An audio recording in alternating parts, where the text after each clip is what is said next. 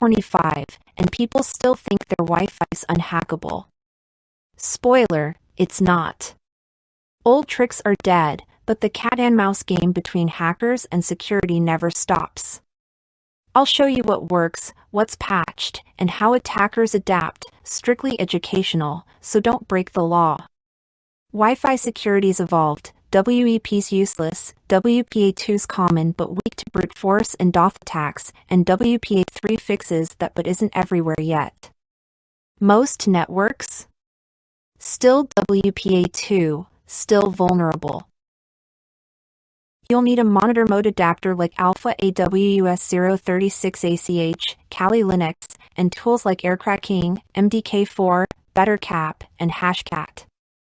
Deauth attacks kick devices off WPA2 networks, exposing handshakes you can crack offline.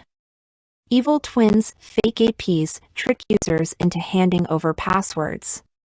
For WPA2 handshakes, airmaning start LAN 0, aerodumping LAN 0 MON, target with aerodumping C, channel, PSID, BSSID, W capture LAN 0 MON, deauth via MDK4 LAN 0 MON DE target SSID C, channel, then crack with aircrack-ng W, word list, B, BSSID, capture 01.cap.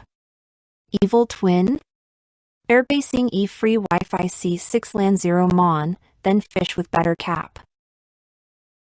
WPA3's SAE kills handshake cracks, randomized max dodge tracking, and routers block deauths.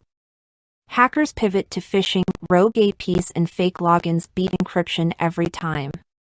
WPA2's still crackable, WPA3's tough, but human error's the real weak link.